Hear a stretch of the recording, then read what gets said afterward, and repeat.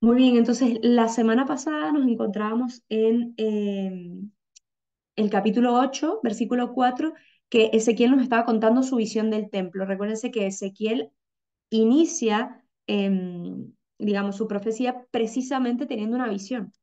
Y ahora volvemos a tener una visión importante, en donde lo que está sucediendo no es literalmente lo que va a suceder, no es que él está viendo por anticipado lo que va a suceder en la segunda deportación. Recuérdense que Ezequiel en este momento nos encontramos históricamente entre la primera y la segunda deportación a Babilonia. ¿Qué quiere decir esto? Entre el 597 y el eh, 500, 598 y el 587 antes de Cristo. Estamos en ese periodo en donde Ezequiel es parte del primer grupo de deportados, pero él tiene ciertas visiones. Y de hecho la visión que tiene es en el templo. Curiosamente, él está en Babilonia y tiene una visión del templo, por eso hay quienes dicen que quizás Ezequiel se bilocaba y qué sé yo. Bueno, no, no, eso no lo sabemos. Lo cierto es que él, cuando tiene la visión, la tiene como si él estuviera en el templo. Y esta visión es en un sentido teológico, no es que literalmente él está siendo un cronista por adelantado de los hechos que luego van a suceder y Dios se los muestra en forma de película literalmente. No, no ese es el caso. El orden, de hecho, se ve modificado, ahorita lo vamos a ver, de luego cómo suceden los hechos. Él está haciendo una lectura teológica de lo que va a suceder. ¿Sí? Y por eso quizás los hechos tal cual no corresponden, los de la visión, a los de la realidad más adelante en la historia, ¿vale? Esto es importante. Entonces, ¿qué dice el versículo 4 que nos quedamos ahí? 8 versículo 4. Allí estaba la gloria del Dios de Israel, como en la visión que había contemplado en la vega, ¿sí? La visión de la vega fue en Ezequiel 1, en donde él vio la gloria del Señor. Esta presencia es lo más importante de esta visión, es lo más importante, porque la gloria del Señor es la razón del templo, es su único dueño, es el único sentido del templo. Y es curioso que esta gloria del Señor reciba el nombre del Dios de Israel. Por lo tanto, está identificándose la gloria del Señor, la gloria, esta gloria, con el Dios de Israel. Nosotros eso lo sabemos, es obvio, ¿no? El único Dios. Pero para ellos no era tan obvio, porque había en la época en que esto está sucediendo, Israel comienza a pasar de una monolatría, es decir, de adorar a un único Dios de entre muchos dioses, a un monoteísmo, es decir, solo creer que existe un solo Dios. Son dos cosas distintas, ¿sí? La monolatría al monoteísmo. Estamos históricamente en ese paso, por lo tanto todavía ellos consideran que habían otros dioses. El que Ezequiel identifique la gloria del Señor con el Dios de Israel está cada vez indicando que el único Dios, el Dios de la gloria, es el único Dios, es el Dios de Israel. Es decir, no hay otro. Recuérdense que siempre hablaban los otros pueblos, ¿no? Uy, el Dios de Israel es bastante poderoso, ¿no? Como si existieran otros dioses. Pero en esa época, esa era la creencia, porque la mayoría de los pueblos aledaños a Israel eran politeístas. Yo les he contado que a veces el politeísmo sigue existiendo, ¿no? Sigue existiendo sistemático, normado en el hinduismo, ¿no? En el caso del budismo, ¿no? De hecho, el caso del budismo está rayando en un ateísmo, ¿verdad? Porque es poner al hombre en el centro, no es tanto la divinidad, ¿no? Pero bueno, no voy a adentrarme en ese tema. El hinduismo es politeísta, ¿no? Y de hecho, mientras más dioses tengan, estupendo. Entonces, no les extraña, a mí me pasó que estando en Lourdes, había un hindú, ¿no? Con el tercer ojo puesto aquí y tocaba las paredes de la cueva de Lourdes con una fe sobrenatural. ¿Pero por qué? Porque para ellos la Virgen sería un dios más de la lista. Nosotros, para ellos, somos poco piadosos, porque tenemos un solo Dios. Eso es poco piadoso. Para los politeístas, una persona de fe es quien tiene muchos dioses, ¿no? Y le pide a cada dios según cada necesidad. Y como tenemos muchas necesidades, habrá muchos dioses, ¿no? El dios del mar, el dios del sol, ¿no? Todo. El dios que controla las lluvias, todo, ¿no? Entonces, esto no, son datos de la escritura que nosotros podemos pasar por alto, pero bueno, es importante no pasarlo por alto porque quiere decir algo. En la escritura no hay nada escrito por error, ¿verdad? Todo está como, tiene un sentido, ¿no? Profético y providencial. Versículo 5 me dijo, hijo de hombre, dirige la mirada hacia el norte. Dirigí la mirada hacia el norte, al norte del pórtico del altar. A la entrada estaba la estatua de los celos, ¿no? La estatua de los celos. En otra traducción, la estatua rival, ¿no? Esta estatua, em, esta expresión es curiosa, primero porque está precedida por un artículo, solo un artículo, no dice el dios de los celos, la estatua de los celos, ¿no? Y esta estatua en el templo, recuérdense que en el templo judío, ¿no? Israelita, no deberían haber estatuas de otros aparentes dioses, ¿no? La estatua de los celos. Porque es una afrenta al Señor. Primero porque el Señor no admite ser representado en imagen. Estamos hablando de antes de la encarnación. Por lo tanto, estamos hablando del Dios trascendente y no del Dios encarnado. Es el mismo Dios, pero es distinto cuando Él mismo se manifiesta, se revela, se encarna y se hace visible, ¿no? Entonces, en ese momento, ¿por qué? Porque la imagen representaba algo como que, como, recuérdense que nuestro entendimiento de imagen es muy distinto a la que tenían ellos, ¿sí? Nosotros una fotografía, sabemos que en la fotografía no se capta la realidad, pero hasta hoy hay culturas que tú no puedes tomar fotos de nadie porque es como si atraparas el alma de la persona. La imagen para nosotros es obvio que es algo material que refleja, pero no es que se apodera del alma de Dios en este caso. Pero como en la época esa era la creencia, por eso se les tenía vetado que no podían hacerlo, ¿sí? Por el significado que ellos le daban, no porque en sí mismo la imagen estuviese mal, ¿sí?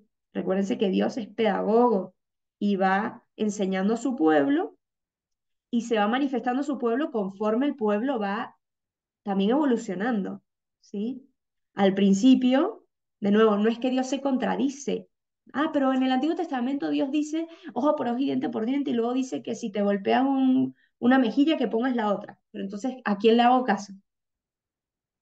¿No? Pues lo utilizo convenientemente, ¿no? Saco el texto de su conjunto y entonces saco la espada y las cruzadas, ¿no? Ojo, ojo.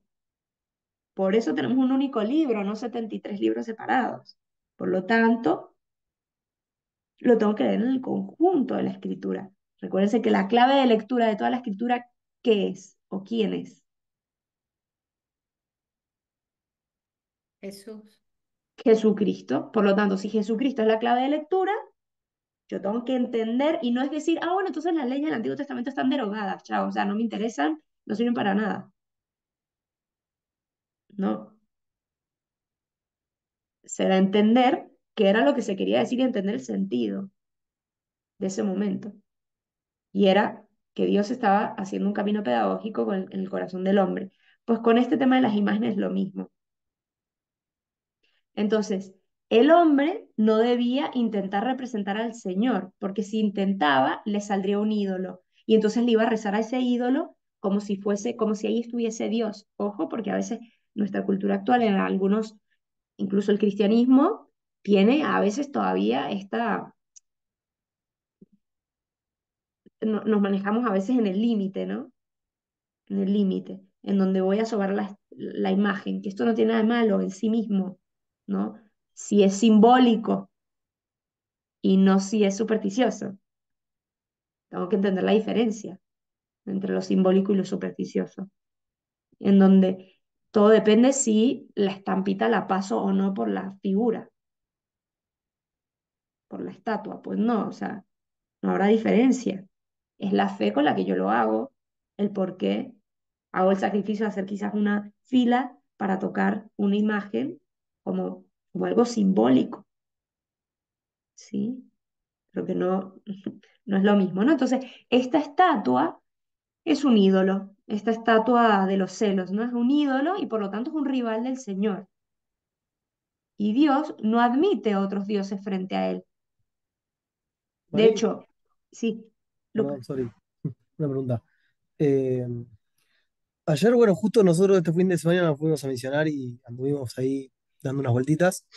Y bueno, me crucé con muchos evangélicos, viste, que no Mm, tienen tampoco muchas imágenes. Un poco me imagino que es por esto que se quedaron con ese concepto capaz más atrasado de las imágenes no van con la voluntad de Dios.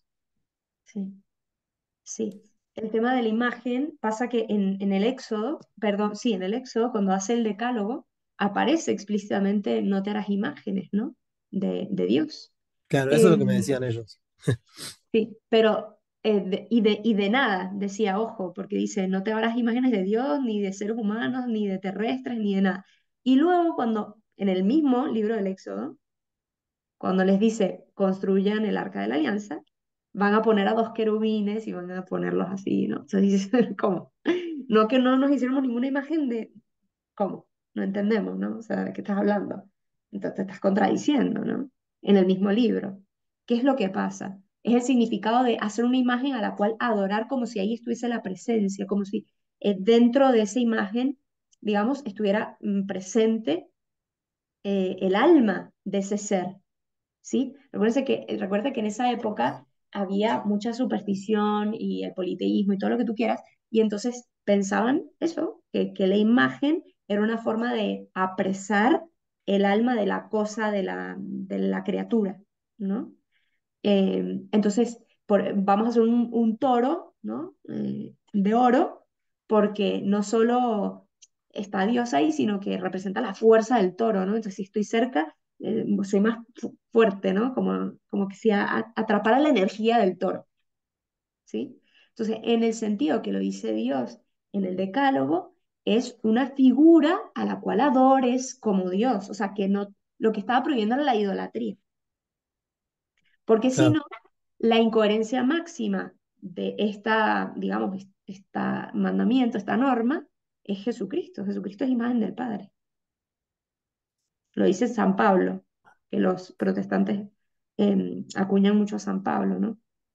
Entonces, de nuevo, tenemos que hacer una interpretación no literal, porque sería imposible, porque sería Dios contradictorio sobre sí mismo, y eso nos traería un gran problema, sino una lectura de conjunto unitaria de la Escritura. Es muy importante, ¿no? Este tema. Ahora, efectivamente, si un protestante ve que tú estás y sobas a la Virgen y tal, y se puede dar a muchas confusiones, que no está mal, no estoy diciendo que está mal tocar a la Virgen, ¿no? Es como cuando alguien extraña mucho a alguien y se le queda viendo la foto y nada, y ves a la foto. Es obvio que esa persona no está pensando que la persona está ahí en ese papel. Es un gesto que somos seres corporales que necesitamos tocar y de repente agarro la pashmina de mi abuela y me la pongo cerca, ¿no? Y la huelo porque necesito lo corporal, pero no porque crea que la energía de mi abuela está en la pashmina, ¿no? Eso es lo que se creía antes y por eso Dios se lo prohíbe, porque de hecho no es así. Por otro lado, nosotros tenemos el tema de las reliquias, entonces también sabemos que la encarnación afecta lo material, lo afecta. Y entonces tenemos reliquias y es una cierta presencia de la persona. Pero no, hay que marcar muy bien la línea del tema de la superstición, de la protección, a un tema de fe y de vínculo afectivo, que es distinto, ¿no? Pero bueno, eso es un tema que con la encarnación se puede aclarar muy fácilmente porque pues Dios se hizo carne, ¿no? Se hizo concreto, tangible, visible, ¿no? Audible. Entonces, Dios no le parece. Y nosotros somos imagen de Dios, imagen y semejanza de Dios. O sea, que por todos lados se entiende que sí no se puede hacer una interpretación literal, ¿verdad? Nena, Pues únicamente como para hacer una acotación a Lucas, yo no sé si todos saben, yo fui protestante 40 años, ¿no? Mm, Cuando regresé hace 10 años a la Iglesia Católica, uno de mis, digamos que de mis frenos más grandes era pensar en las 1000 imágenes, de los 1000 santos, de las 11.000 vírgenes, y yo me voy a enloquecer, ¿no? Y yo llegué donde el sacerdote, que fue mi confesor y mi guía espiritual durante ese tiempo, y me dijo, no te hagas nudos con eso. O sea, la imagen de la Virgen es como si tú tuvieras la foto de tu mamá. Tú no vas a pensar que tu mamá hace milagros, pero la tienes presente porque te gusta recordarla. Y yo no sé si fue por soplo del Espíritu Santo, pero así se quedó en mi corazón, como que son las imágenes de las personas que han sido importantes para nosotros, los santos, las vírgenes, los papas que han sido tan importantes, y ya, no le pone uno como que tanta tiza a eso, y lo que sí tenemos claro, obvio, es que no las adoramos y no hacen milagros.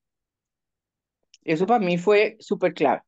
mm. Gracias. Yo sé que no es el tema, pero gracias. No, no, gracias, porque asuma mucho tu experiencia.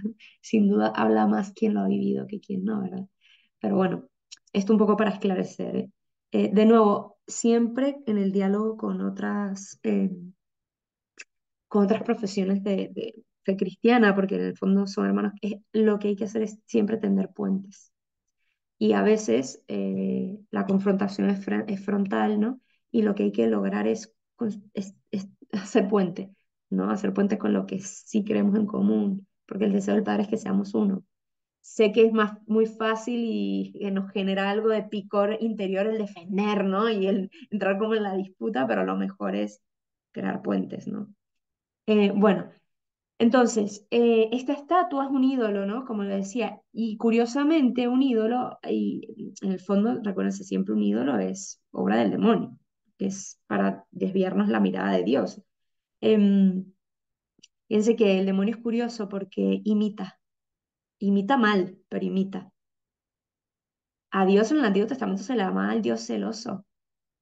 Es un título suyo, es un título que le corresponde a Dios y ahora parece que hay una estatua de los celos, ¿no? Entonces fíjense que nos muestra como algo similar, ¿no? Algo parecido, pero lo tuerce, ¿no? Eh, entonces, los celos, el celo, es exigencia exclusiva de Dios. El Dios es el único que puede tener celos, porque solo a Él le corresponde ser Dios y solo Él puede querer ese lugar, digamos, querer, eso parece como que si Dios es medio caprichoso, pero al único que le corresponde ese lugar, ¿no? Es a Él. Un poco difícil entender la categoría celos sin pensar en la persona que es medio posesiva, ¿no? Pero aquí no se trata de ese tipo de celos, se trata de el lugar que le corresponde, porque le corresponde, punto, o sea, ya está, porque nos creó, porque es un tema de verdad. Es un tema de verdad, no es un tema de capricho, es algo que corresponde y ya está. Em, bueno, ¿y a quién representa aquella estatua, no? Porque se nos puede surgir la pregunta, ¿esa estatua representaba a un dios de Canaán, a una estatua que fue colocada por Manasés antes de la reforma de Josías? La verdad es que Ezequiel no lo dice, entonces no sabemos esa estatua a qué correspondía, ¿no? El versículo 6 dice, Hijo de hombre, ¿ves lo que hacen estos? Las graves acciones detestables que comete aquí la casa de Israel para que me aleje de mi santuario, pues aún verás acciones más detestables. Recuerda, si estamos dentro del templo, Ezequiel está teniendo una visión y lo que está viendo es que dentro del templo se están cometiendo acciones detestables, abominables, que son abominaciones, es el pecado contra lo sagrado. No sabemos exactamente qué estaban haciendo, podemos imaginarnos cualquier cosa, no lo sabemos, más adelante nos van a decir. Y se nombra al acusado. ¿Quién es el acusado? ¿Quién es el que está haciendo estas abominaciones? La casa de Israel. No son los paganos, es la casa de Israel. Son los hijos de Israel, ¿no? Se sigue en el versículo 7 y dice, después me llevó a la entrada del atrio y vi que había una grieta en el muro. Me dijo, hijo de hombre, excava en el muro, ¿no? Excavé en el muro y había una puerta. Entonces me dijo, entra y mira las atroces acciones detestables que estos cometen aquí. Entré y miré. Había representaciones de todos los reptiles y animales repugnantes y de todos los ídolos de la casa de Israel grabadas en el muro todo alrededor. Es como si entrara a una pequeña especie de capilla escondida, ¿no? Detrás de un muro dentro del templo, en donde había una serie de imágenes de reptiles y figuras que eran ídolos, ¿no? Frente a ellos, frente a estos ídolos, estaban en pie 70 ancianos de la casa de Israel. Los 70 ancianos no son cualquiera, ¿no? Ahorita lo vamos a ver. Entre los cuales se encontraba Hazanías, hijo de Safán. Cada uno tenía un incensario en la mano, del cual subía una nube de incienso perfumado. ¿Qué significa esto? Este dato de la grieta y el boquete no es claro. Solo sabemos, o sea, no sabemos dónde estaba, ¿no? No podemos ubicarlo geográficamente o dónde estaba, pero lo importante es que estaban haciendo algo a escondidas. Eso es lo que nos importa, ¿no? Estos 70 ancianos estaban haciendo algo a escondidas. ¿A escondidas de quién? No por miedo a Dios, porque ellos saben que Dios lo ve todo. Y en ese momento no estaban actuando como creyentes, sino como paganos. Era por miedo a las autoridades. ¿Por qué? Porque las autoridades favorecen los cultos de Babilonia. Y esos grabados representan, los dibujos estos de los reptiles, representan a los dioses egipcios. El culto a estos otros dioses quebranta obviamente el decálogo. Lo curioso es que no lo estaban haciendo por no ofender a Dios y para que Dios no los viera, sino para no meterse en problemas con el reinado actual. Curioso. Ojo, porque esto nos puede parecer distante, pero a veces hacemos a escondidas cosas para que el otro no nos vea,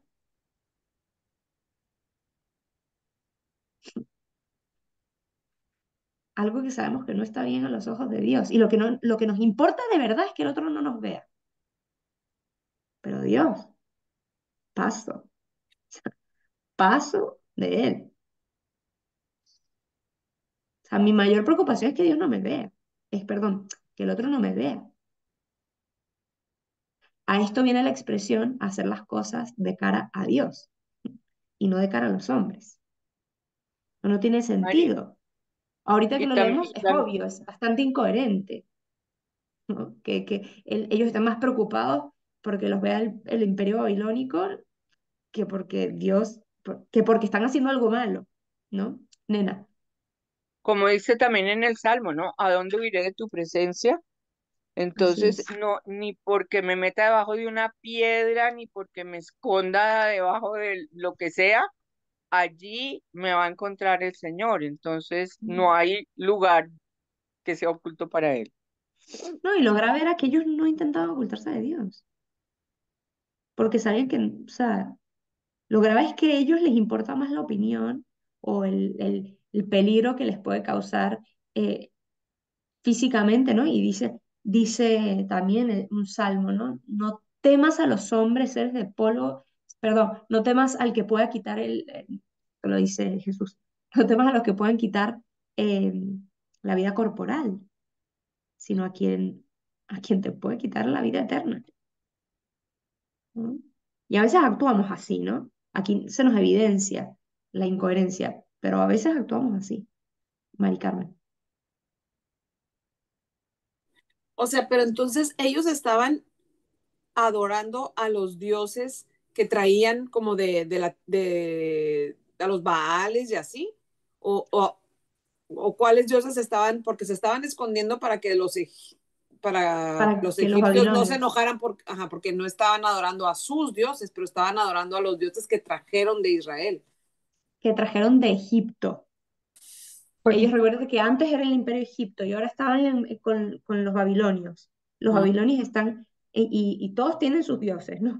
Y -huh. los babilonios prohibían cualquier culto ajeno a los dioses babilonios, ¿no? Entonces, lo que está pasando aquí es que ellos están adorando a los dioses egipcios, ¿sí? Que son estas figuras de reptiles. Entonces, uno, están cometiendo un pecado contra Dios, y lo dos, lo segundo no es, lo grave es que Dios que los liberó de Egipto ahora se están volviendo a someter a Egipto, ¿no?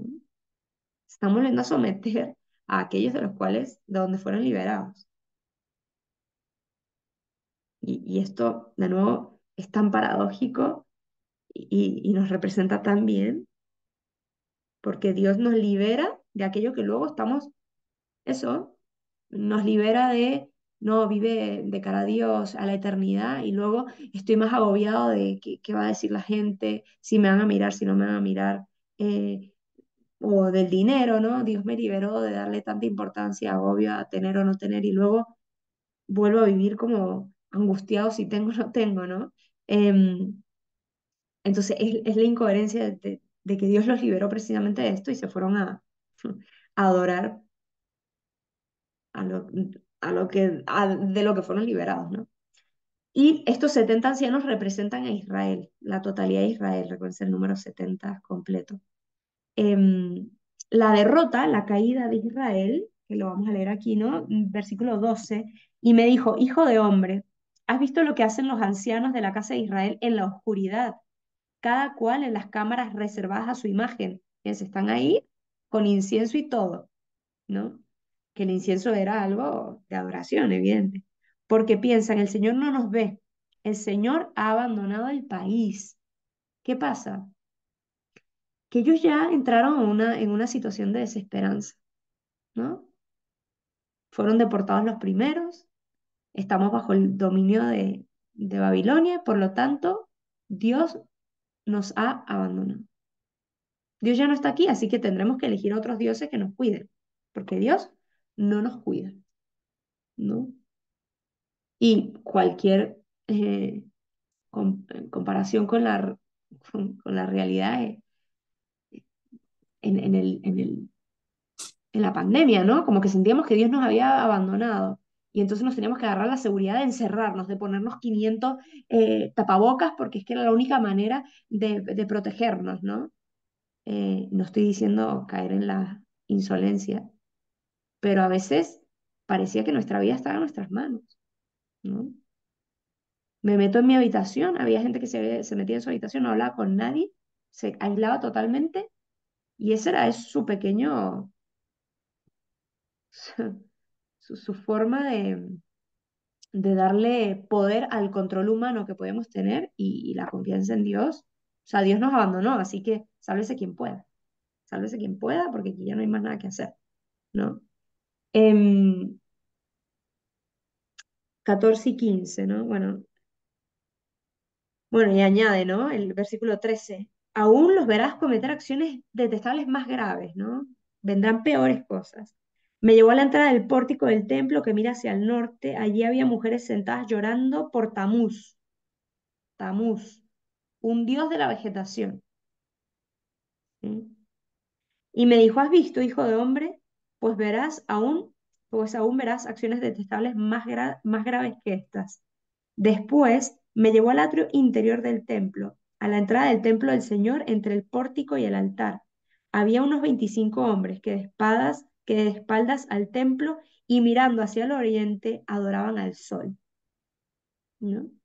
Primero estaban llorando por Tamuz, que es un dios de la vegetación que muere, baja a lo profundo de la tierra y resurge, ¿no? Como que resucita, trayendo la fecundidad a los campos, al renovar anualmente la primavera.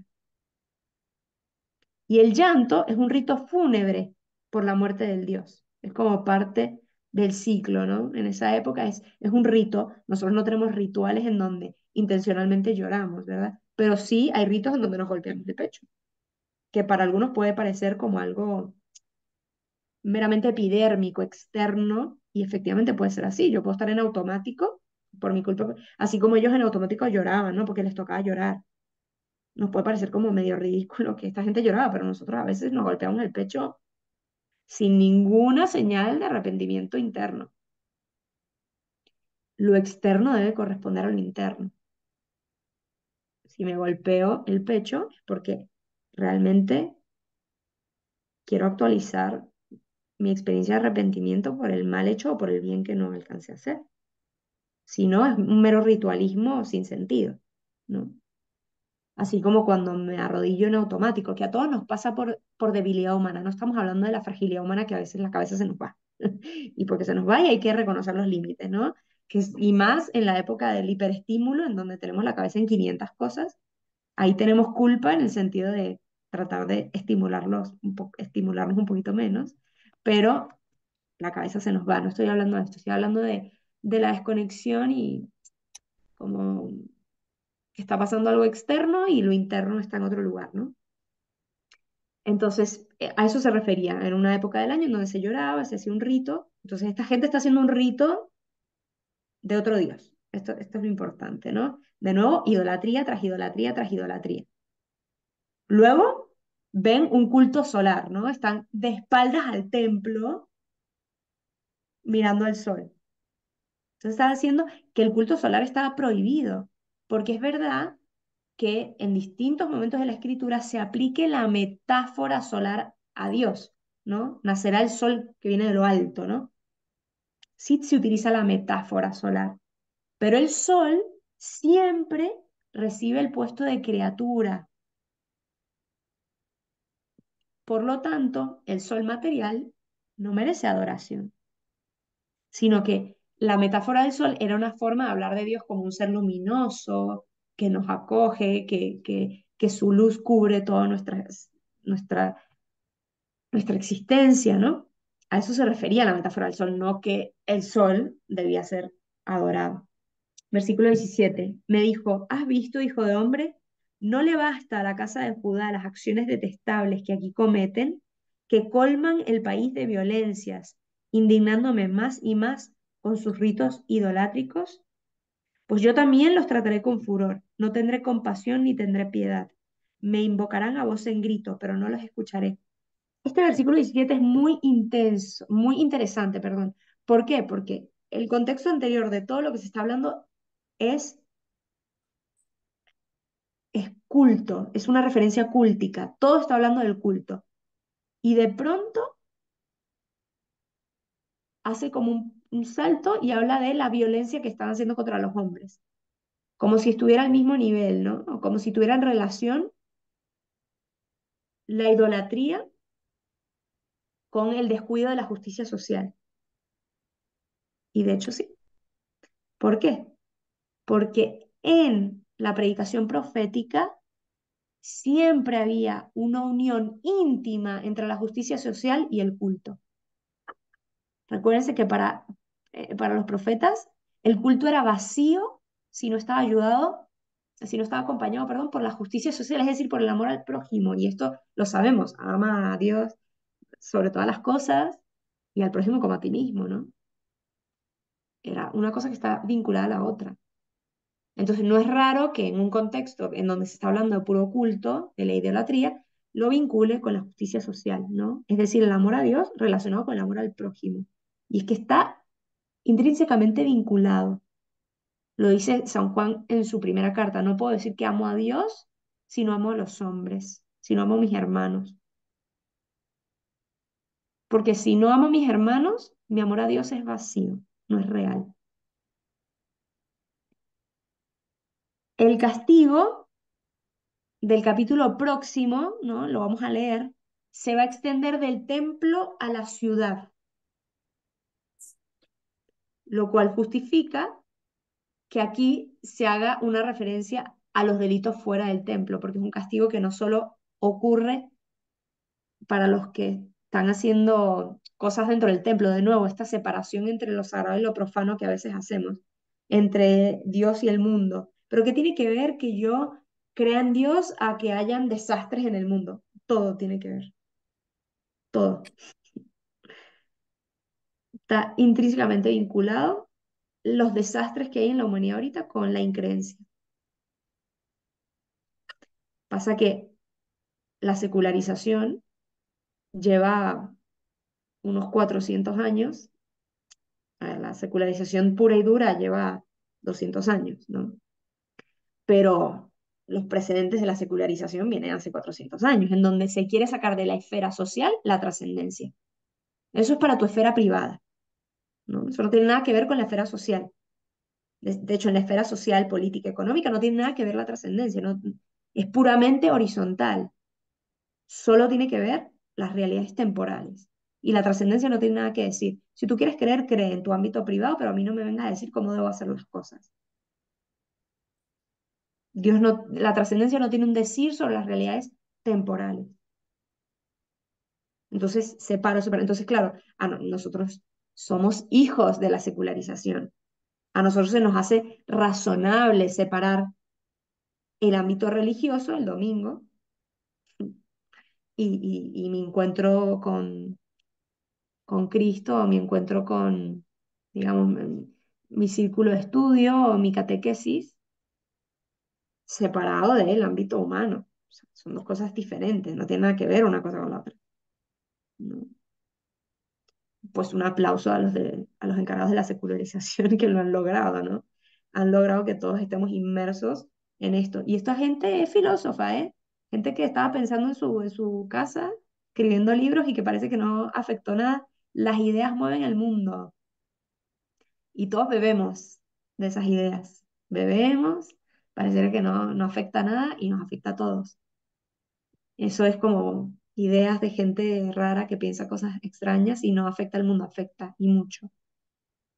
Entonces, esta relación intrínseca que hay entre lo sagrado y lo mundano, ¿no? Y esto, precisamente en la encarnación, es como el signo por antonomasia de la unión de estas realidades, de lo divino y lo humano, unido en Jesucristo. O sea, si algo nos vino a decir Jesús, es que esas dos realidades no están separadas. Es que lo humano, en la medida en que se viva en toda su plenitud, es divino. Por eso el amor humano es divino, si se vive adecuadamente. Por eso la celebración, las fiestas humanas son divinas, si se hace adecuadamente.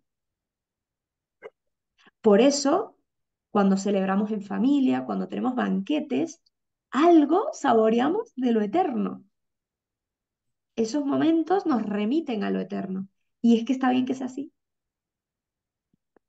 Ahora, si se vive como se vive a veces, pues obviamente eso no remite a nada. Pero de nuevo, reconoce siempre, el demonio imita, mal pero imita, ¿no? Banquetes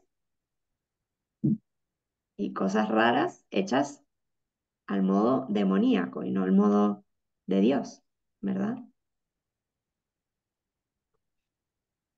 Bien, capítulo 9. Viene ya la sentencia y ejecución, ¿no? Ya vimos qué era lo que estaba pasando, el, el diagnóstico, el análisis de lo que está pasando y ahora entramos en la sentencia, cuál va a ser el castigo y en la ejecución de ese castigo, ¿no? Después del delito, que se nos presenta en esa síntesis plástica en donde Ezequiel puede ver lo que está pasando, los pecados que está cometiendo Israel, y de esta sentencia condenatoria global, ¿no? En donde Dios dice que los va a abandonar y que los va a dejar a su propia suerte y demás, viene la indicación de la pena específica, ¿no? ¿Qué es lo que va a suceder realmente con Israel? Que va a haber matanza e incendios. De nuevo, Ezequiel no estaba viendo por adelantado cómo va a suceder, cómo van a suceder las cosas dentro de unos años. No, no es que tiene una visión exacta de los hechos como si fuese una película adelantada, ¿no? El preestreno. No, esto no es lo que está viendo Ezequiel. El profeta asiste a una representación en clave teológica para que él pueda comprender el sentido de los hechos y que así se los pueda comunicar.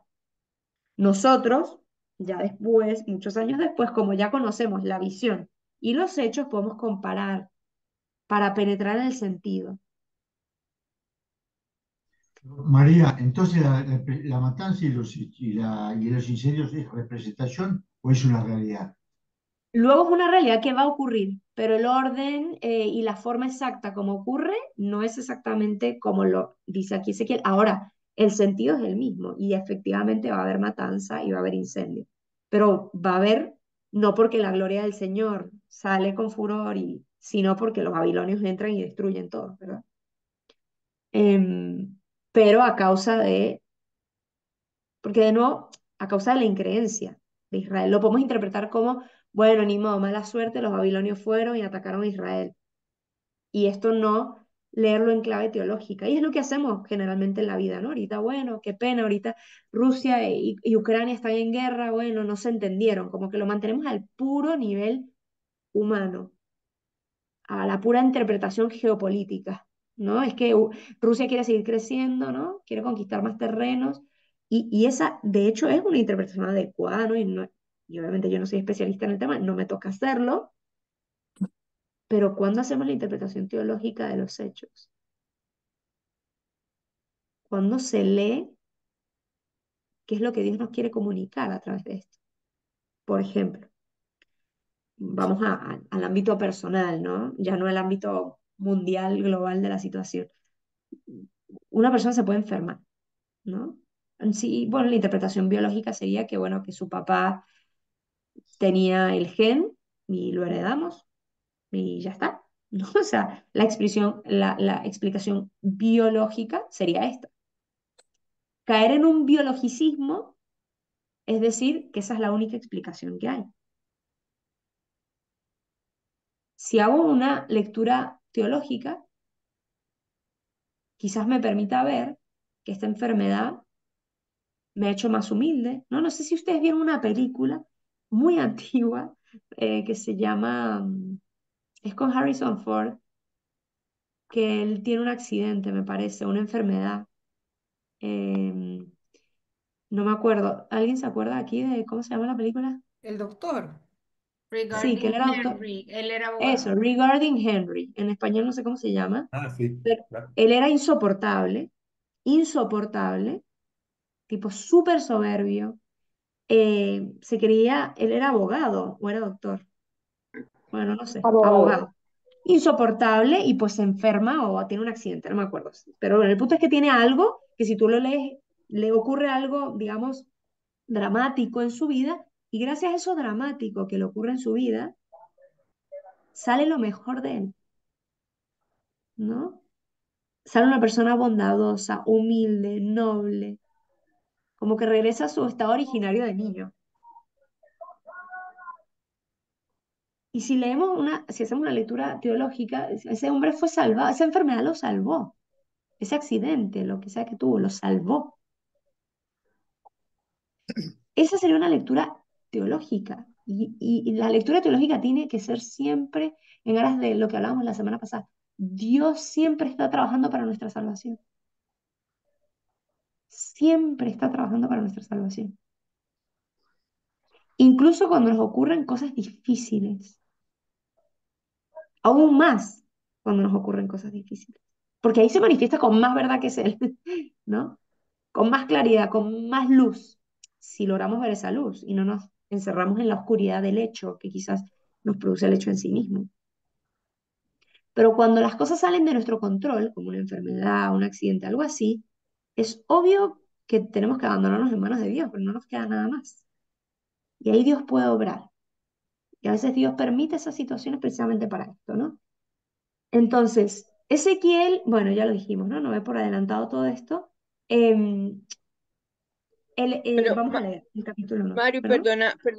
perdóname un segundito antes de continuar.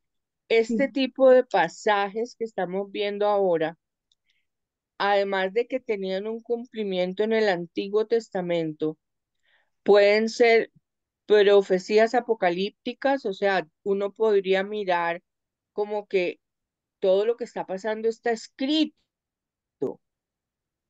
Bueno, yo tengo mentalidad de Steven Spielberg, ¿no? Entonces yo me imagino que como que todo eso está ocurriendo y así como veían ellos los pájaros gigantes y toda esa cosa, pues es lo que está pasando hoy en día. Sí, a Y ver, estas, sí, sí, dime. sí, no, no, termina, perdón, termina. No, y ese tipo de situaciones como que Dios se encoleriza y Él prometió que nunca nos iba a volver a mandar un diluvio que acabara con la tierra, pero luego entonces vino la destrucción de Sodoma y Gomorra porque Él ya definitivamente no podía con el pecado. Y ahora viene este tema de Ezequiel, donde también ya está como harto de que la gente siga y siga, sobre todo su pueblo escogido. Mm, Y yo pienso que Dios tenga misericordia de nosotros si le llega a dar una cólera a Dios, porque la situación se puede poner bien complicada, ¿no? mm, Entonces, pues todas las cosas, como dices tú, Romanos 8:28, todas las cosas ayudan para bien, todas. No dice, pues algunas cosas que les pueden suceder, no, son todas. Y pues yo en este año lo he visto en mi propia vida. Todas las mm, cosas que me han sucedido y todo lo que me sigue sucediendo ayuda para bien de los que aman a Dios, mm, no para los impíos, es para los que aman a Dios.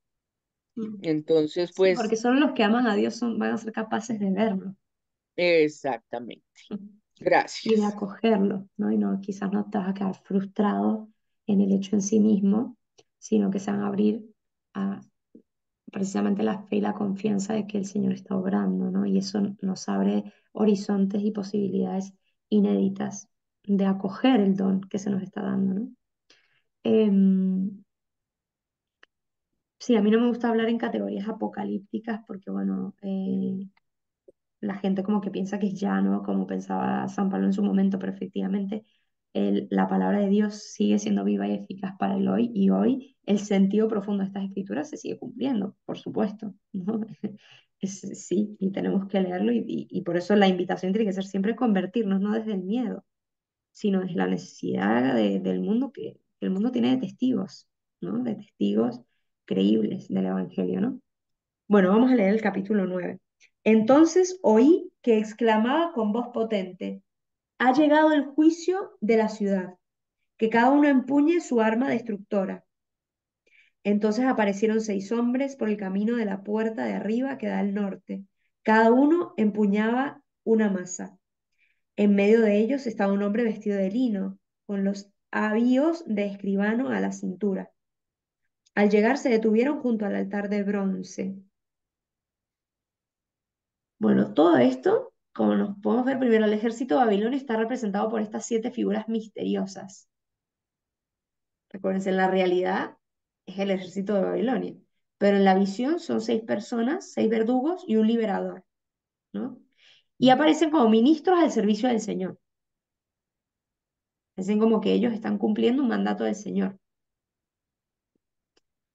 Y esta imagen nos evoca al ángel destructor, al exterminador de Éxodo 12,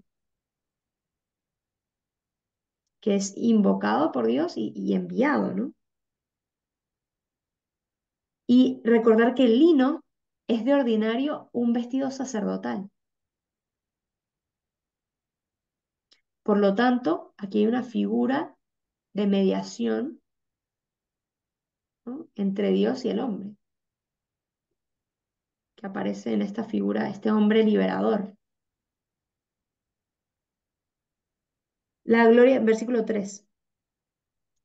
La gloria del Dios de Israel se había levantado del querubín en que se apoyaba, dirigiéndose al umbral del templo.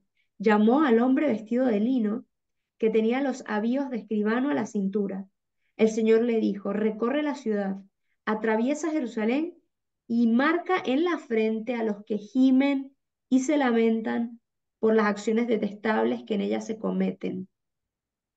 A los otros les dijo, en mi presencia: recorred la ciudad detrás de él. Quien está hablando es Ezequiel, ¿no? A los otros, o sea, la gloria del Señor les dijo a los otros en presencia de Ezequiel: recorred la ciudad detrás de él, golpeando sin compasión y sin piedad a viejos y jóvenes, a doncellas, a niños y mujeres. Matadlos, acabad con ellos, pero no os acerquéis a ninguno de los que tienen la señal. Comenzaréis por mi santuario. y comenzaron por los ancianos que estaban frente al templo, ¿no? Los que se salvan de la muerte, que en la vida real son por azar o por decisión general del general enemigo que dice esto no los maten, teológicamente se entiende que Dios los ha protegido con una marca, ¿sí? Con una marca. Esa marca protectora es el límite impuesto por el Señor a la matanza del pueblo y que está ligada a la fidelidad de unos cuantos. ¿Esto significa que solo los fieles fueron los que al azar se salvaron? No. Están hablando que los que se salvaron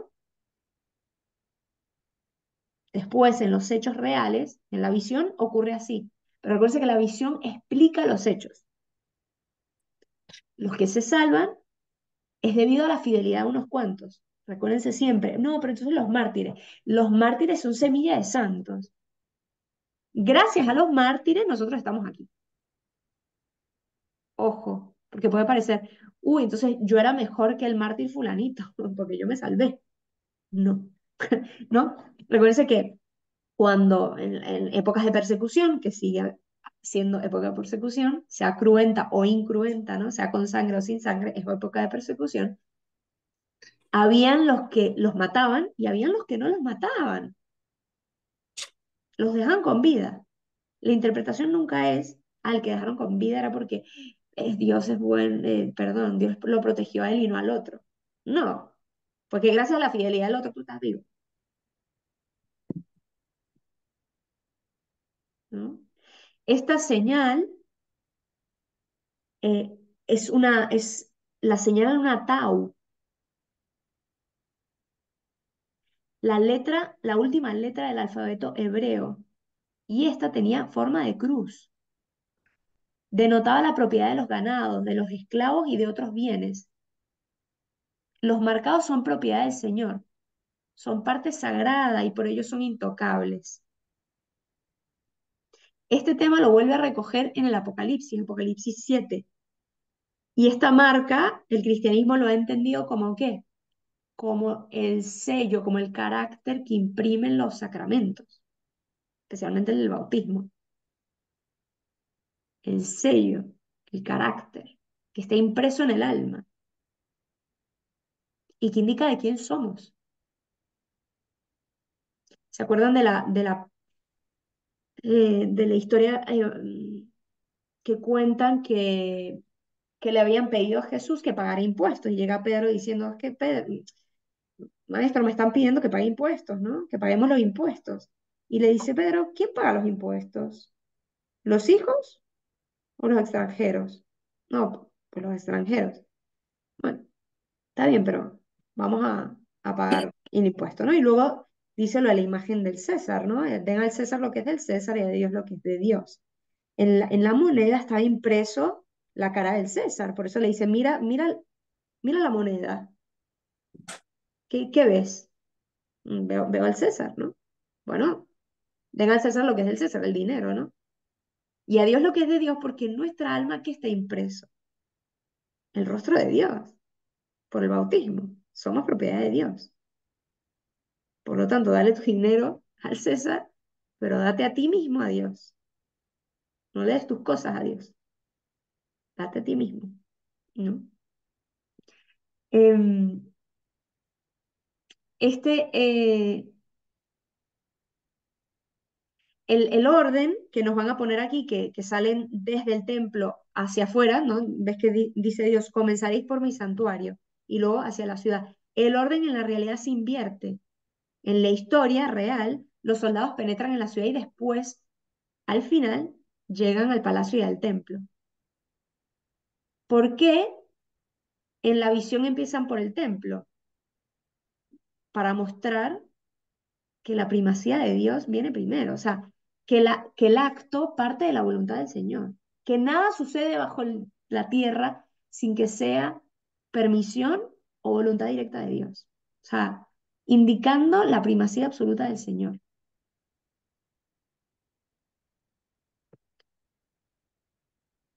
Seguimos. Em, Luego les dijo, profanad el templo, llenando sus atrios de cadáveres y salid a matar por la ciudad. El templo ya no es un asilo sagrado, lo han profanado, ellos ya lo han profanado con sacrilegios. Y lo que Dios está diciendo aquí es que, que su presencia no es no es una protección mágica o mecánica, sino al contrario, su presencia, cuanto más cerca, más exigente. Más exigente de nuevo, no desde el miedo de que qué horror, sino porque más conoces, más quieres amar al Señor, más coherente has de ser.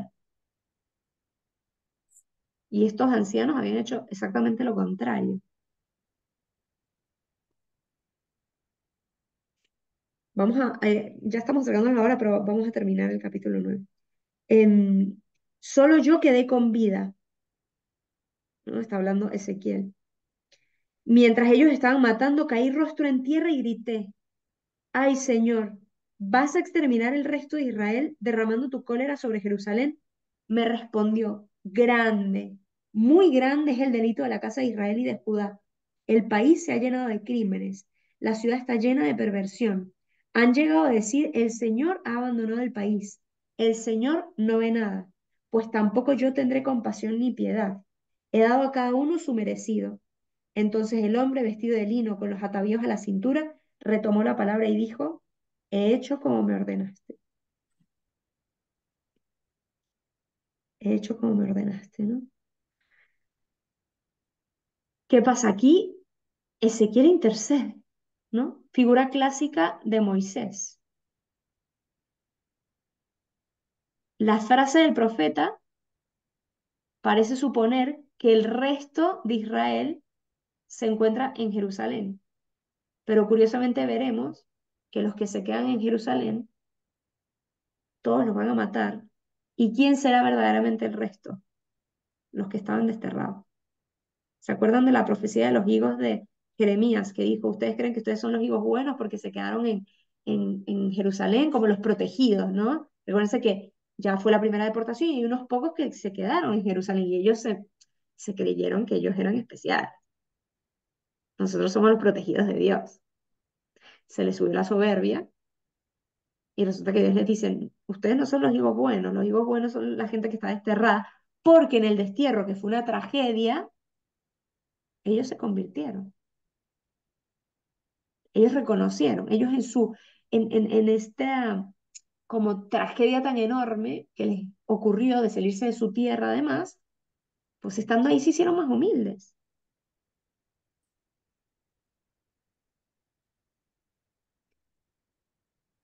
Entonces, la sentencia sin duda subraya los crímenes sociales que corrompen la ciudad como los sacrilegios del templo.